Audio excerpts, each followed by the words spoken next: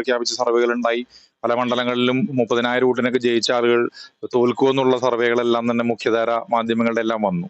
എങ്കിലും പകുതിയിലേറെ സീറ്റുകൾ കേരളത്തിൽ ഇടതുപക്ഷ ജനാധിപത്യ മുന്നണി വിജയിക്കാവുന്ന ഒരു സാഹചര്യത്തിന്റെ ശക്തി കേന്ദ്രങ്ങളിലും LDF ഇത്തവണ കാഴ്ചവെക്കുന്നുണ്ട്. അർത്ഥത്തിൽ കേരളത്തെ പ്രതികരിച്ച് കേരളത്തിന് വേണ്ടി ശബ്ദമുയർത്തുന്ന പകുതിയിലേറെ MP-മാർ പാർലമെന്റിൽ ഉണ്ടാകുമെന്നാണ് LDF പ്രതീക്ഷിക്കുന്നത്. മത്സരമുണ്ട് അവിടെ ത്രികോണ മത്സരം നടക്കുന്നത് LDF-ഉം UDF-ഉം തമ്മിൽ തന്നെയാണ്.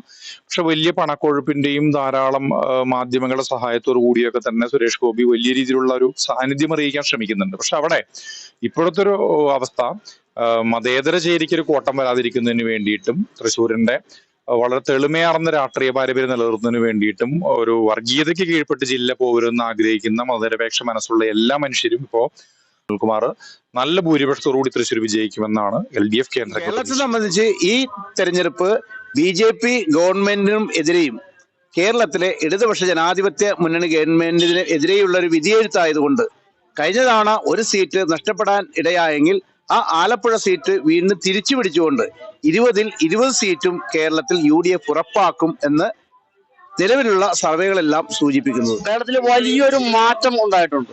പ്രത്യേകിച്ച് മോദിയോട് അനുകൂലമുള്ള ചെറുപ്പക്കാർ, പുതിയ തലമുറയുടെ വോട്ട് മോദിക്ക് അനുകൂലമായിട്ടാണ്.